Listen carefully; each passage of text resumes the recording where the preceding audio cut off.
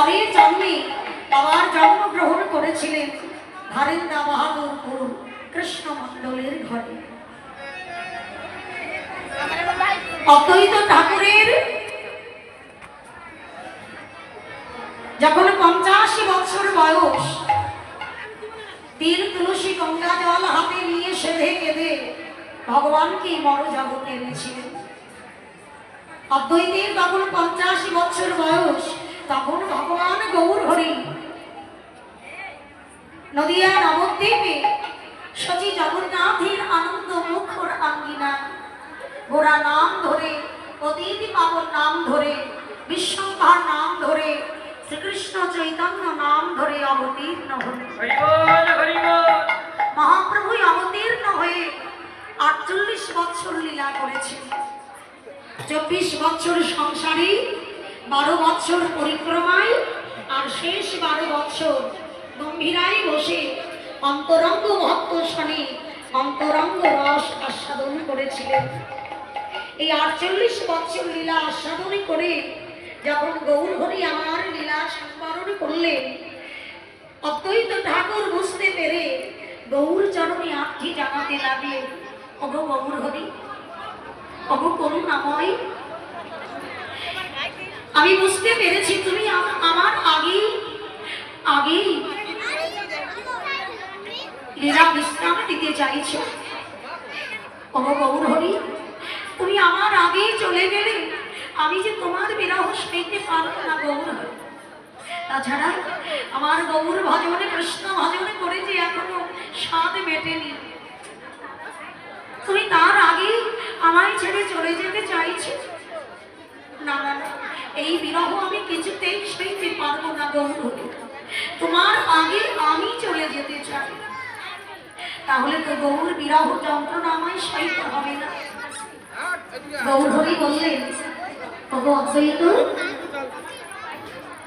তোমার কৃষ্ণ ভজনে করে স্বাদ মেটেনি তাতে কি হয়েছে?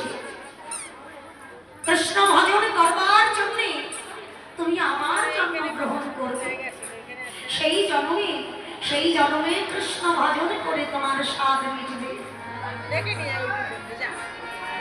মহাপ্রভু আমার পুরী ধামে জগন্নাথের সঙ্গে বিলীন হয়ে গেলেন। গৌর বিরহে কাতর হয়ে অদ্বৈত ঠাকুর গৌর প্রাণ গৌর বলে কাঁদতে লাগলেন। গৌর হরি আমার পুরী ধামে জগন্নাথের সঙ্গে বিলীন হয়ে যাওয়ার পরেও আরো 52 বছর অদ্বৈত ঠাকুর বেঁচে ছিলেন। হরি বল হরি বল। আরো 52 বছর অদ্বৈত ঠাকুর বেঁচে ছিলেন। আবার 52 বছর পর দেহত্যাগ করে জন্ম নিয়েছিলেন। কৃষ্ণ ভজন করবার জন্য জন্ম নিয়েছিলেন ধারেন্দা বাহাদুরপুর কৃষ্ণ মণ্ডলের ঘরে। কৃষ্ণ মণ্ডল বড়ই দুঃখী ছিল, দুঃখের সংসার ছিল। কৃষ্ণ মণ্ডল তার স্ত্রীর নাম ছিল দুরিকা দেবী। অভাবের সংসার।